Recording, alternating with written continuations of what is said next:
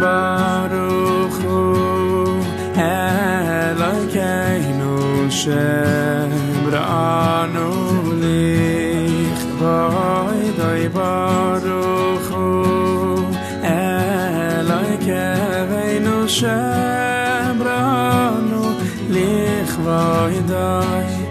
Baruch Hu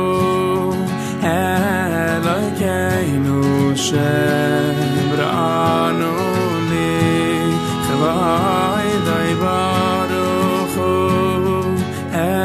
Elokeinu shebra'anu lichvoidoi.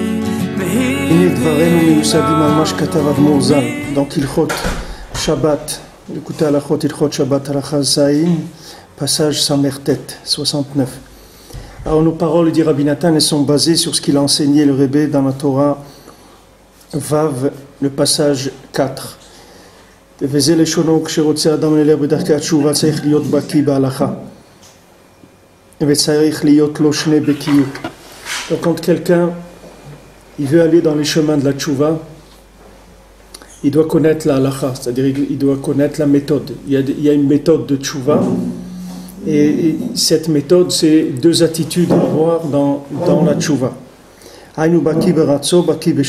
Il faut savoir comment se comporter quand les choses vont bien, quand il y a de la lumière, quand il y a de l'enthousiasme, et aussi quand il n'y a pas de lumière et quand il n'y a plus d'enthousiasme. Quand les feux sont éteints, comme on dit, il faut connaître ces deux attitudes. Comme c'est écrit dans le Zohar, heureux celui méritant est celui qui sait monter et descendre. Et c'est ce qui a écrit, si je monte au ciel, tu es là-bas. Ça c'est quand on monte, c'est-à-dire comme on dit, on est au ciel, c'est-à-dire on est bien.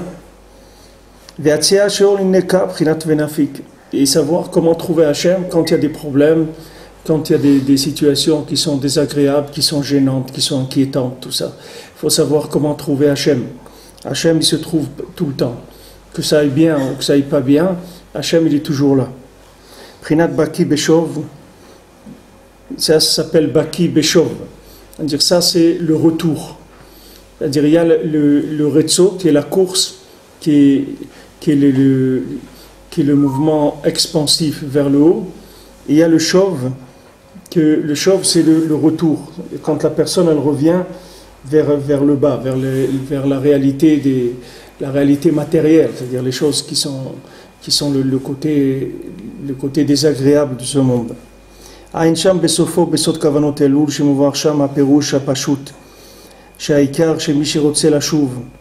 Alors maintenant regarde là-bas à la fin de cette Torah, au sujet des secrets des kavanot de Elul, c'est-à-dire quels sont les kavanot d'Elul du Harizal. Là-bas, c'est expliqué le Perush HaPashut. Alors, quand Rabbi Nathan il dit Perush HaPashut, c'est une expression qui est reprise aussi par Avraham ben Nachman dans Be'or HaLikutim. Perush HaPashut, ça veut dire quelle est la conclusion, les maasé, c'est-à-dire dans l'action, qu'est-ce qu'il faut comprendre de ça? C'est ça ce qu'on appelle Perush HaPashut. L'explication simple, ça veut dire quel est le comportement à avoir par rapport à cette étude-là. Celui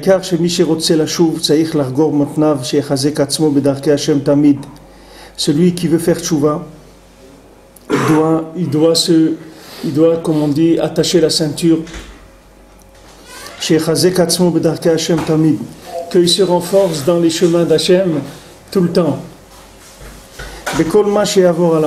Tout ce qui va lui se passer avec lui, il faut qu'il soit prêt à toutes les éventualités.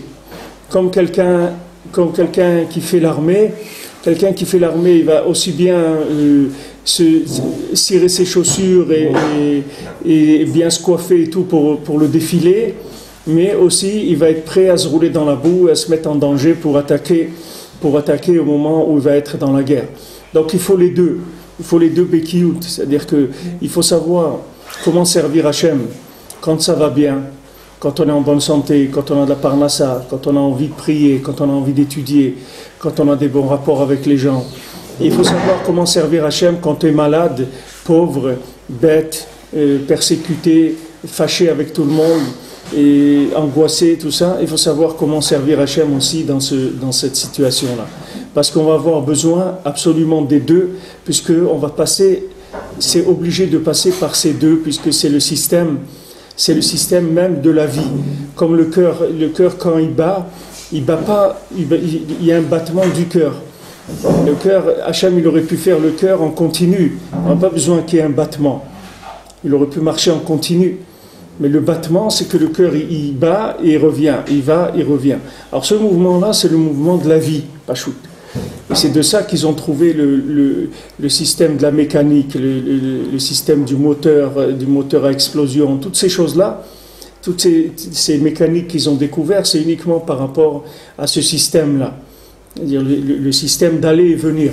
Tous les systèmes mécaniques qui sont basés sur ça.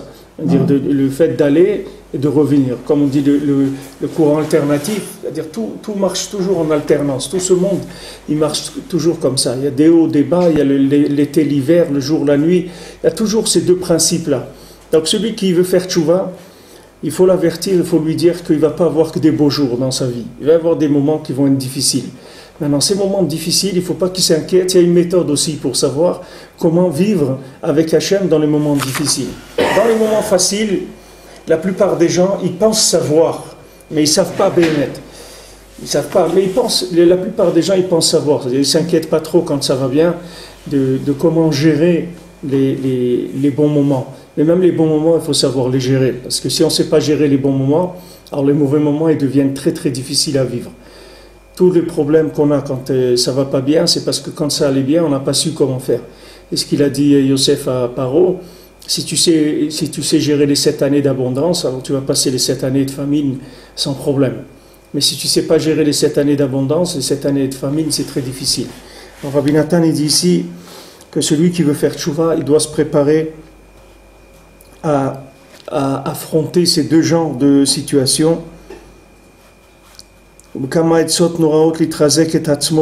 Combien de fois, il dit Rabbi Nathan, on a parlé des conseils extraordinaires, comment se renforcer. Et le ikar qu'on va se renforcer, c'est avec la force du tzaddik à émet. Toute la force qu'on a de pouvoir servir Hachem, ça vient uniquement du tzaddik. Il ne faut pas que quelqu'un pense qu'il peut arriver à servir Hachem. Alors on peut dire, oui, mais il y a des gens qui ne connaissent pas le tzaddik et tout, comment ils font? Le tzaddik, il alimente tout le monde, même les gens qui ne le connaissent pas. Ce n'est pas obligé de le connaître pour recevoir de lui. Tout ce qui bouge dans le monde, ça vient du tzaddik. Même un goy qui rentre dans un supermarché pour acheter une banane, ça vient aussi du tzaddik. Tout ce qui bouge dans le monde, ça vient du tzaddik. Il n'y a rien qui ne vient pas du tzaddik. Le tzaddik s'appelle Yesod Olam, Yesod HaPashut. C'est de lui que provient tout mouvement, toute énergie, tout ce qui est distribué dans le monde. C'est la centrale de distribution d'énergie divine pour tous les univers. Ce n'est pas rien pour ce monde. Comme on voit quand Rabbeinu il a dit une Torah, alors en même temps qu'il disait la Torah, il a parlé de la Kvoura de Moshe Rabbeinu, il a parlé de l'endroit où était enterré Moshe Rabbeinu. Et après qu'il ait dit la Torah, il a dit aux gens, à l'assistance, il a dit quand j'ai dit ça, c'était pas tellement pour vous, c'était pour d'autres gens de Souda Shlishit. C'était pas vous qui étiez présents là, c'est pour la Souda Shlishit d'autres mondes. Alors quand Rabbeinu il disait un enseignement, en même temps qu'il enseignait ici, il enseignait dans Olam Bria, dans Olam Yetzira, dans Olam Atzilut, dans plusieurs mondes en même temps. Il y avait des élèves dans tous ces endroits-là qui écoutaient la Torah. Mais c'est pas la même Torah, il leur parlait pas le même langage. C'est le même enseignement, mais qui est vu sous des angles différents par rapport à l'endroit où chacun se trouve. Donc tout ce qu'il y a comme énergie, c'est le tzaddik qui distribue. Moshe Akash Baruch Hu lui a dit, Moshe Isha Elokim, Vegam Becha Yaminu Leolam. Il a dit à Moshe Rabbeinu, en toi aussi, ils vont croire pour l'éternité. C'est une aftacha d'Akadosh Baruch Hu. Qu'Akadosh Baruch Hu il a garanti au tzaddik à émet que tout le Ham Israël il croira dans le tzaddik pour l'éternité. C'est un pasouk, on le vit dans la paracha, c'est un pasouk dans la Torah. Et en toi aussi, ils vont croire pour l'éternité. Et ça, c'est l'intention qu'on a dans nos paroles du Rabbi Nathan, dans cette halakha, de se renforcer par le fait qu'on arrive à recevoir le Shabbat. Et en gardant Shabbat, on va se souvenir tout le temps de la force du Tzaddik Haemet, que lui garde le Shabbat. L'un dépend de l'autre. Plus on a confiance dans le Tzaddik et on se rapproche de lui, plus alors on est zoché d'attirer sur soi encore plus la Kedusha du Shabbat. Et quand quelqu'un garde le Shabbat dans la joie, alors il a le mérite de se rapprocher du Tzaddik. Et grâce à ça, on peut aller dans les chemins de la Tchouva, arriver à avoir cette maîtrise du comportement, l'attitude à avoir dans les situations, comment affronter les situations. Est-ce que quand maintenant ça va bien, c'est pas du tout la même attitude que quand ça va pas bien. Et il faut pas se tromper parce que sinon ça fait beaucoup de mal si on utilise l'un pour l'autre. De se renforcer dans tout ce qui va se passer avec lui, peu importe ce qui va pouvoir se passer avec lui, il restera toujours avec Kadosh Baruch Hu. Il n'y aura rien qui va le déconnecter d'Hachem. N'importe quelle situation, comme je lui ai rapporté plusieurs fois, Anaël dit, on est rentré dans la chambre à gaz, je tenais mes enfants dans mes bras, en chantant Adon Olam, ils nous ont pas eu, on a gagné.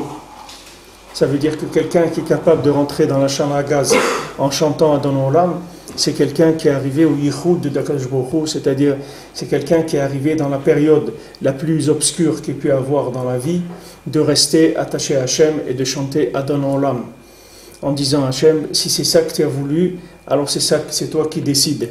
Quand il y a eu des beaux jours, on les a acceptés, on les a vécus, et quand il y a eu des jours comme ça, on les a acceptés aussi, on les accepte pour l'honneur de ton nom, on est là que pour ça. Donc pour nous, c'est la même chose.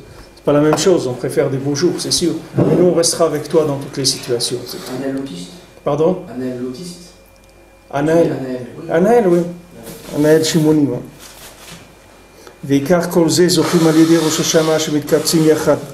Maintenant, tout ça, toute cette Torah Vav là, c'est la Torah d'Elul, c'est d'apprendre cette Bekiyut là, c'est-à-dire de connaître cette méthode là, en même temps de recherche du tzaddik, en même temps de la recherche du Shabbat, et de les combiner les deux pour pouvoir vivre dans toutes les situations en connexion avec Hachem. Tout ça, ça vient du Rosh Hashanah qu'on va se réunir chez le tzaddik. Parce que les chemins de la tchouva, principalement, on va les recevoir pendant le mois d'Elul, les Rosh Hashanah et Yom Kippour.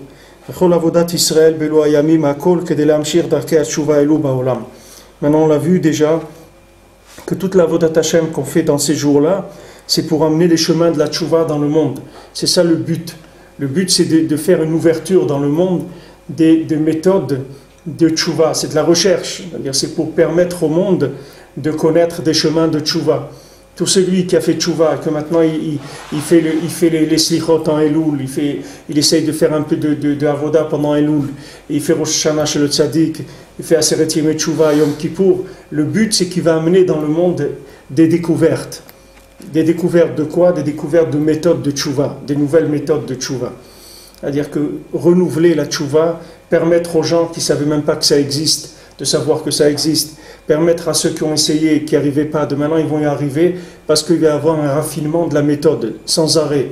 Chaque année, la méthode, elle grandit. C'est pour ça que nous, on est là aujourd'hui. Les gens des générations d'avant, c'est sûr qu'ils étaient beaucoup mieux que nous, et beaucoup plus, ils connaissaient beaucoup mieux la tchouva, ils étaient beaucoup plus proches d'Hachem que nous. Même si vous voyez des gens qu'apparemment, par les, comme on dit, les signes extérieurs de richesse, les signes extérieurs de judaïsme, ils avaient l'air pas très avancés, mais BMS, c'est des gens qui étaient très avancés parce que c'est des gens qui avaient de la émouna et qui avaient de la hirat shamayim et qui avaient un comportement uniquement humain déjà qui était à un certain niveau. Nous, on vient dans des générations beaucoup plus éloignées, beaucoup plus faibles, et on vit sur cette bekiout là, on vit sur cette méthode qu'eux ils ont amenée dans le monde. Et chaque génération, elle a amené une méthode qui est plus raffinée. Plus raffinée, ça veut dire permettre aux gens plus malades de se soigner. C'est ça qui s'appelle plus raffiné. Plus raffiné, ça ne veut pas dire qu'on va créer des salons de discussion de la tchouva. Plus raffiné, ça veut dire que maintenant, on va permettre à des gens plus malades de se rapprocher d'Hachem. Des gens plus angoissés, plus tristes, plus désespérés, plus faibles, de se rapprocher d'Hachem.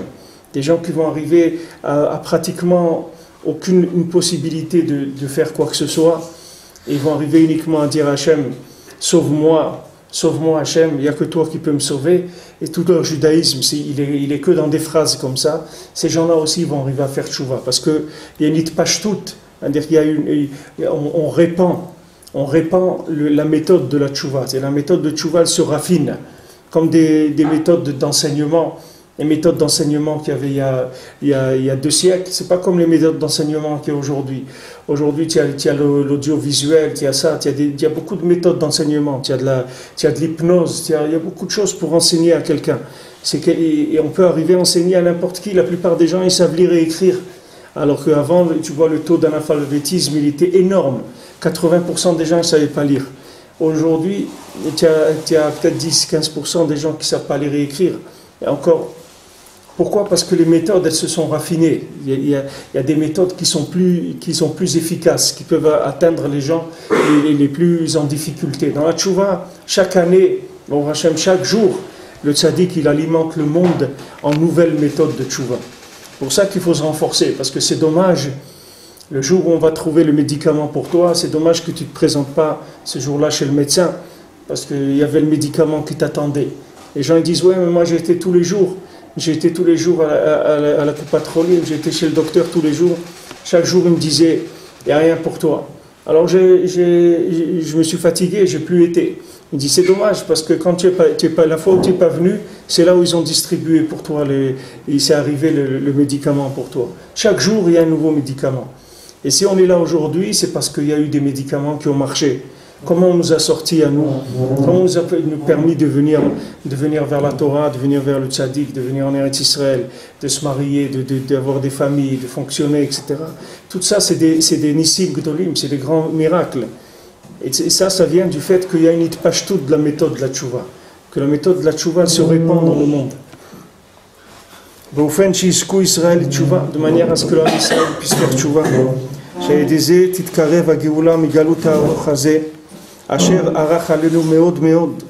De manière à ce que la délivrance arrive, qu'on sorte de cette galoute, de cet exil qui est très très long. Et personne ne peut savoir quand est-ce que ça va se terminer. Parce que c'est la fin des merveilles. Personne ne saura quand est-ce que ça va se passer. Ça va venir en une seconde. Quand est-ce qu'elle va venir cette seconde, personne ne sait.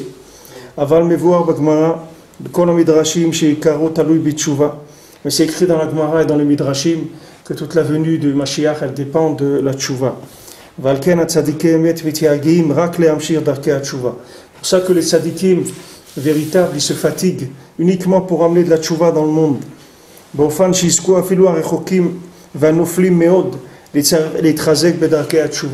Pour que même les gens très éloignés et très tombés, des gens qui sont très bas, eux aussi puissent faire tchouva. Et que grâce à ça, tout va se réparer. C'est-à-dire qu'une fois que quelqu'un va faire tchouva, il va réparer tout. Tout le monde va se réparer. C'est pas que lui qui va se réparer. C'est tout ce qu'il y a eu depuis Adam Arishon qui va se réparer. Parce que maintenant, Hachem, ce qu'il nous demande, Hachem, il veut un petit peu d'éveil. C'est ça qu'il faut comprendre. Les gens, ils lisent des livres, ils voient des choses, ils se disent, mais comment je vais arriver, moi, à ça? Je ne vais jamais arriver à faire des choses comme ça, avoir un éveil pareil, avoir un niveau comme ça. Je ne peux pas arriver à ça. Et ce n'est pas ça qu'il veut Akadosh Baruch Hu de toi. Aujourd'hui, voilà, il te dit Rabbi Nathan, qu'est-ce qu'il veut de nous? Itorerut me'at, un petit éveil, un petit peu d'éveil, un petit peu, être un petit peu éveillé. Comme voir Rabbi B'divrei Rabbi Nuzal, comme c'est écrit beaucoup dans les paroles de Chachamim, שהשם יתברך מבקש מישראל שיפתחו בתשובה כעינה דמחתה, que Akadosh Baruch Hu demande au Ham Israël d'ouvrir dans la tchouva comme l'œil d'une aiguille, comme le chat de l'aiguille, un tout petit peu. שהשם יתברך מבקש מישראל שיפתחו בתשובה כעינה דמחתא, וענה אפתח להון תרעין רברבין. Et moi je vais leur ouvrir des grandes portes. C'est-à-dire eux, ils ont besoin d'ouvrir juste un petit chat d'aiguille. Et moi je vais leur ouvrir des portes immenses. Donc Hachem il demande un petit peu d'éveil, pas beaucoup, un petit peu. אבל גם זה המעט דמעט קשה מאוד להתחיל. Mais même ce petit peu, c'est très difficile de commencer. כי אם בכוח הצדיקים הגדולים, Il n'y a que grâce à la force des grands tzadikim שממשיכים דרכי התשובה הנ"ל, qu'eux ils amènent les chemins de la tchouva, לחזק את כל הרוצה לשוב בכל מקום שהוא. Pour renforcer tout celui qui veut faire tchouva dans n'importe quel endroit où il se trouve.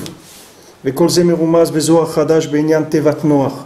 Et tout ça c'est ramené dans le Zohar Hadash au sujet de la תיבת נוח, au sujet de l'arche de Noé. מה שכתוב שם שנוח לא ביקש על דורו. C'est écrit là-bas que dans le Zohar que Noach il n'a pas prié pour sa génération. ואחר שיצא מהתיבה ראה כל העולם חרב. Quand il est sorti de l'arche de Noé, il a vu le monde détruit. התחיל לבכות עליו. Et il a commencé à pleurer. Il a commencé à pleurer sur le monde. Imaginez-vous un homme qui se trouve dans le monde et au bout de quelques semaines, il sort, il n'y a plus rien. Tout a été détruit, tout le monde est mort, il n'y a plus rien dans le monde. Alors il a commencé à pleurer de voir la destruction du monde. Ça lui a fait beaucoup de peine. Alors que Baruch lui a dit, Raya Shatia, il lui a dit berger idiot, il lui a dit à Noach. Ka'an amirat dan velo mikodem. Maintenant tu dis ça. Ka'an, maintenant, amirat dan, maintenant tu dis ça. Velo mikodem, mais pas avant. Pourquoi tu n'as pas pleuré avant? Pourquoi tu ne pleures pas avant? Comme ça, Kadosh Baruch Hu dit à chacun, pourquoi tu pleures maintenant? Pourquoi tu ne pleures pas avant? Les gens, ils voient, voilà le pauvre, il est mort et tout, ils commencent à pleurer sur lui. Voilà, ça y est, on enterre un truc, cimetière, voilà, j'étais cimetière de Levallois, quelqu'un, voilà, il a enterré le pauvre, le truc. Les gens, ils pleurent, ils disent, oh, le pauvre, et tout. Mais pourquoi tu ne pleures pas sur lui quand il est vivant? Pourquoi tu pleures sur lui quand il est mort? Pourquoi tu pleures quand il y a des problèmes? Pleure quand il n'y a pas de problème, pour pas qu'il y en ait des problèmes. Pourquoi tu ne pleures pas avant? Pourquoi tu attends que les choses soient tellement dures? Quand je lui ai dit à Noach, qu'est-ce que tu pleures maintenant? Il dit, le Noach, il a de la peine, il voit le monde détruit. Il dit, pourquoi tu pleures maintenant? Pourquoi je ne t'ai pas dit que j'allais détruire le monde? Pourquoi tu n'as pas pleuré avant? Je t'ai pas dit, pourquoi je t'ai dit de faire l'arche de Noé? Je t'ai dit que quoi, tu croyais qu'on allait faire un jeu de vidéo en 3D? Je t'ai dit qu'il va y avoir que je vais détruire le monde. Je l'ai dit, pourquoi tu n'as pas pleuré? Ah, maintenant que tu l'as vu, tu t'es mis à pleurer. C'est pas comme ça qu'il faut faire. Comme le Maasé qu'on raconte qu'il y avait quand la Russie s'est séparée en deux, il y avait un village qui était coupé en deux et les Juifs ils habitaient d'un côté du village, de l'autre côté de la frontière, il y avait le cimetière juif. Quand ils devaient enterrer quelqu'un, alors ils devaient passer la frontière. Mais il y avait aussi la vodka, elle était interdite dans un pays, elle était permise dans l'autre. Alors il y a des Juifs, qu'est-ce qu'ils faisaient? Ils fabriquaient de la vodka et la vendaient dans le pays où c'était interdit, en contrebande. Et où ils mettaient la vodka, ils la mettaient dans les cercueils. Alors ils remplissaient des cercueils, ils faisaient comme s'ils allaient enterrer quelqu'un et ils faisaient comme ça les livraisons de la vodka. Alors un jour, le douanier, il les a arrêtés. Il leur a dit, ouvrez. Alors il a dit, mais on n'ouvre pas des cercueils. Il dit, il dit, ouvrez. Alors ils ont ouvert, il a vu que c'est la vodka, ils ont mis en prison, tout ça. Alors, ils ont commencé à pleurer. Alors le douanier leur a dit, c'est pas maintenant qu'il fallait pleurer. Il fallait pleurer avant, parce que je vous voyais emmener des cercueils et vous étiez en train de rigoler. J'ai dit, c'est pas normal que ces gens-là, ils enterrent des gens en rigolant. Ils ont un problème. Il dit, si vous aviez pleuré avant, vous n'aurez pas pleuré maintenant. Alors la vie, c'est comme ça. Il faut pas pleurer. Quand la chose arrive, c'est vraiment pas le moment de pleurer. Quand il y a les problèmes, c'est pas là qu'il faut pleurer. Là, il ne faut pas pleurer. Là, au contraire, il faut essayer d'être joyeux. Il faut essayer de dire, Hachem, il est là, il va m'en sortir, il va m'aider, etc. Quand est-ce qu'il faut pleurer? C'est quand ça va bien qu'il faut pleurer. C'est pas quand ça va pas bien. Quand ça va bien, quand tout est bien, tout marche bien, là, il faut pleurer. Là, il faut pleurer pour l'âme Israël, là, il faut pleurer pour les jours où on n'a pas été proche d'Hachem. Là, il faut regretter les jours où on aurait pu faire des choses extraordinaires, qu'on a perdu notre temps, notre énergie, notre Kedusha dans des bêtises. Quand ça va bien, qu'on est en pleine forme, qu'on est en aliyah, c'est là-bas où il faut pleurer. Et pas quand on a pris des coups. Quand on a pris des coups, de pleurer, ça ne sert à rien. Parce que maintenant, on n'est plus conscient de ce qui est en train de se passer. On est en train de subir, on est dans une situation difficile, ça ne sert à rien de pleurer. Maintenant, au contraire, il faut se renforcer dans la émouna, dans la joie, et se dire Hachem est grand, ça vient min Hashamaïm, et Hachem il m'a toujours aidé, là aussi il va m'aider, Bezat Hachem, je vais m'en sortir, etc. Voilà, ce n'est pas le moment de pleurer. Alors que Baruch Hu, il a dit à Noach, il a dit c'est quoi cette bêtise-là? Si tu pleures maintenant. Il dit non, je pleure, comment je ne vais pas pleurer, le monde il a été détruit, je ne vais pas pleurer. Mais c'est pas maintenant qu'il faut pleurer. Pas maintenant. Les gens ils ont pleuré la Shoah, ils ont pleuré, ils ont fait des livres, des trucs, des films, des Yanim. Regardez la destruction, les cadavres, les trucs, les gens, c'est terrible et tout. Mais c'est pas maintenant qu'il fallait pleurer. Il fallait pleurer avant. Les tzadikim, ils ont dit qu'il allait avoir la Shoah. Pourquoi vous n'avez pas pleuré à ce moment-là? Ils ont dit les tzadikim qu'il allait avoir. Pourquoi ne pleurez pas à ce moment-là? Pourquoi attendre que le film il passe, il devienne réel pour commencer à pleurer? Ça suffit quand les tzadikim ils disent qu'il faut faire tchouva. Ça suffit quand le tzadik il dit de faire quelque chose. Il faut le faire. Les gens ils disent ouais, cette année je ne sais pas si je vais aller à Ouman, au Rosh Hashanah, un peu difficile, ma femme elle doit accoucher, puis problème par Nassa, puis trucs, etc. Il dit mais c'est maintenant qu'il faut pleurer. Quand tu entends des choses comme ça, c'est là où il faut pleurer. C'est maintenant qu'il faut pleurer. Quand quelqu'un ne sait pas ce que ça veut dire Ouman au Rosh Hashanah, il n'est pas conscient de ce que ça veut dire, il est en train maintenant de discuter sur ça, de penser que peut-être ça serait mieux pour une année, qu'il fait une année sur deux, qu'une année il reste pour manger un peu des dates à la maison, etc. Qui ne veut pas aller chez Louba ou truc. Mais attends, c'est Rosh Hashanah, mon ami. Tu sais ce que ça veut dire Rosh Hashanah? Ok, disons que tu es fou, tu ne sais pas ce que tu as besoin. Tu ne te rends pas compte à quel point tu as des choses sur la tête. Ok, disons que tu es fou. Mais au moins, va pour l'humanité, va pour l'homme Israël. Ok, disons que toi, tu n'es pas conscient. Toi, tu crois que tu es quelqu'un de bien, normal, et que tu n'as pas de dossier dans les tribunaux célestes, que tout roule bien, ça baigne dans l'huile pour toi. Ok, d'accord, tu es un tzaddik, tu es un type très bien. Pas de problème. Si tu penses ça, pas grave. Mais au moins, fais-le pour les autres. Dis-toi, attends, le Ham Israël, il a besoin des Yeshuot. Il y a des milliers de Juifs qui sont en train de se perdre. Il y a des gens qui disparaissent tous les jours du judaïsme. Il y a 70% des Américains, ils ne sont jamais venus en Eretz Israël, même pas voir Eretz Israël. Il y a des gens, ils sont en train de devenir des canettes de coca, eux-mêmes. Ils ont rendu des canettes. Je parlais avec mon fils, il m'a dit, tu sais, en Amérique, quand tu prends un verre de coca, il fait 1 litre le verre. C'est pas un verre de coca, il me dit de 15 centilitres. Il me dit, c'est des verres, c'est 1 litre. Le bonhomme, c'est devient un coca ambulant. Shma Bekola, il est devenu un Coca-Cola entier, le bonhomme. Au moins, toi, tu ne vas pas pour toi, mais va pour ces gens-là. Il dit, regarde les pauvres, ils sont nés, ils vont mourir à une bouteille de Coca-Cola. C'est ça le monde, c'est ça la vie. Il faut penser à ça. Noach, c'était un tzaddik. Ben lui, il n'avait rien à se reprocher. Il n'avait rien à se reprocher, puisque voilà, lui, il est passé au travers des mailles du filet. Disons que quelqu'un, il se croit qu'il est noir. Disons que dans notre génération, quelqu'un dit, écoute, moi, je suis dans le top.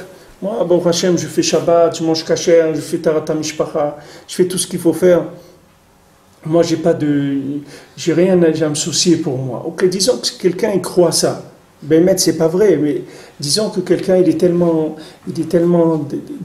dans l'imaginaire qu'il croit ça. Mais au moins qu'il le fasse pour Rahmanoud, pour l'Am Israël. Qu'il dise, je vais aller à Ouman. Ok, si je ne vais pas pour moi, je vais aller pour l'Am Israël. Je vais aller pour l'Am Israël. Quelqu'un, il m'a dit, voilà, il a été à Ouman en Shana, il dit, je vous dis franchement, je ne suis pas venu pour moi. Je suis venu pour quelqu'un, parce qu'il était tellement en difficulté et tout ça. Et bon, Hachem, il est venu, ça a marché. Et l'année d'après, il a dit, maintenant je veux venir pour moi. Moi aussi j'ai besoin maintenant. Alors il a été pour lui. Hachem, il dit à Noach, qu'est-ce que tu pleures maintenant? Tu es en train de pleurer. Quelqu'un, il va à l'enterrement, il commence à pleurer sur la personne. Qu'est-ce que tu pleures sur lui maintenant? Comme il a dit ce monsieur-là qui est Niftar, à la Shalom Lelou Nishmato, Moshe ben Makhlouf, Niftar le 10 Shvat. Il a dit à quelqu'un qui est venu le voir quelques jours avant, et il lui a dit, tu sais, j'ai pas peur, hein. J'ai vu là-bas, c'est beaucoup mieux qu'ici, beaucoup mieux qu'ici. Il me dit ça, j'ai pas peur du tout de partir. Là-bas, c'est beaucoup mieux qu'ici.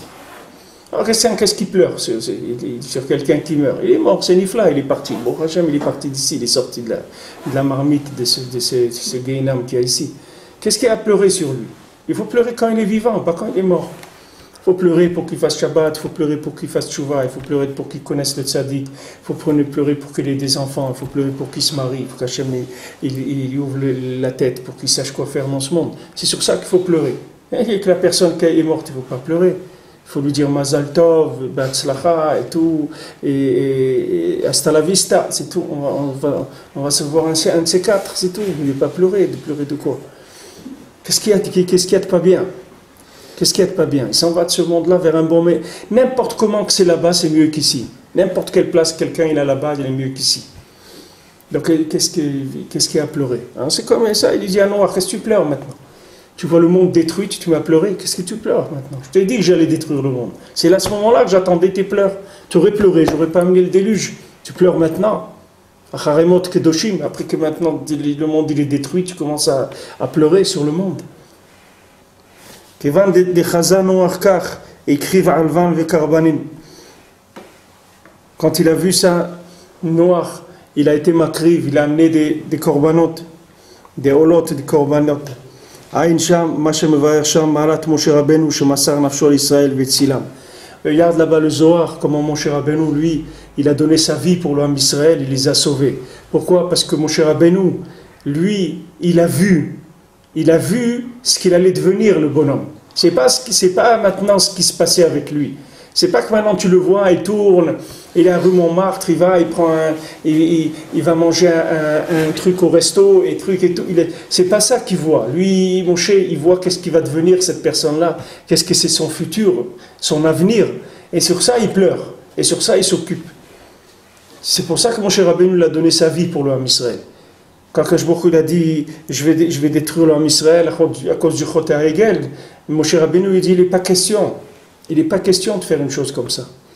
Il n'est pas question, Moshe Rabbeinu l'a dit, il n'y a pas de Inyan comme ça. Tu vas détruire le Ham Israël. Quoi, on est en train de s'amuser, tout ce qu'on est en train de faire là, tout ce qu'on a fait, les sortir d'Égypte, les supporter, et Paro, et les plaies, et le désert, et tout ça pour finir avec une faillite totale. Mais jamais de la vie. Je ne suis pas d'accord. Moshe Rabbeinu s'est battu pour pas que ça arrive. Mais il ne faut pas croire qu'il y avait qui que ce soit qui était capable de sauver sa peau. Les gens croient qu'ils peuvent sauver sa peau parce qu'ils ont vu des livres de Torah, ils sont imprimés et qu'ils savent lire dans la Torah. Alors ils croient que ça y est, ça suffit, avec ça ils vont sauver leur peau. Mais ce n'est pas vrai. Si Moshe Rabbeinu, il avait pas... Pourquoi il n'y avait pas que des Rechaïm dans l'Am Israël? Il y avait la tribu des Lévi'im, il y avait des gens extraordinaires. Il y avait beaucoup de tzadikim dans l'Am Israël. Pourtant, Hachem, il a dit, ça y est, on termine avec eux, je commence un peuple avec toi, il a dit, Moshe Rabbeinu. Tout cela, je ne veux plus en entendre parler. Moshe Rabbeinu a dit, non, je ne suis pas d'accord. Parce que lui, ce n'était pas comme Noach. Lui, il a réagi, comme on dit, il a démarré au quart de tour. Il n'a pas attendu qu'il y ait le Khorban pour se mettre à pleurer. Il a pleuré avant qu'il y ait le Khorban. Il a été avertir les gens, il leur a dit, attention, il va y avoir un Khorban, faites attention. Faites attention, ça va venir, ne croyez pas.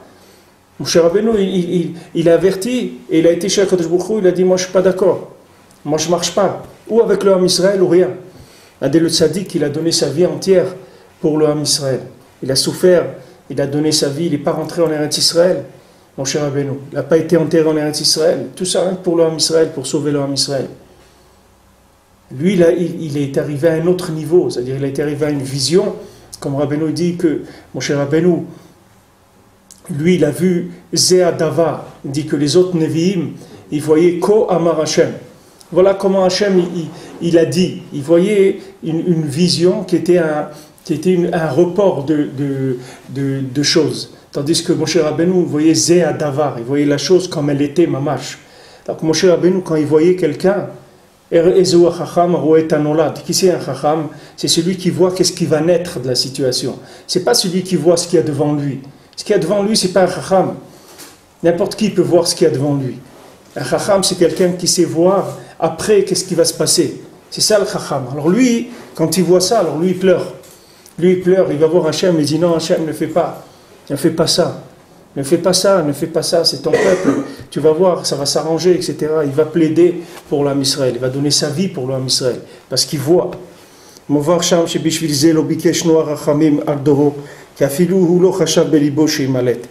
Et maintenant, c'est écrit là-bas. Pourquoi il n'a pas prié Noach pour sa génération? Parce que lui-même, il n'y croyait pas qu'il allait être sauvé. Il dit quoi? Que moi je vais être sauvé? Mais ce n'est pas possible. Il ne croyait pas en lui. Comme il ne croyait pas en lui, il n'a pas cru il n'a pas cru bon de prier pour sa génération. Parce que lui aussi il croyait qu'il allait y passer avec tout le monde.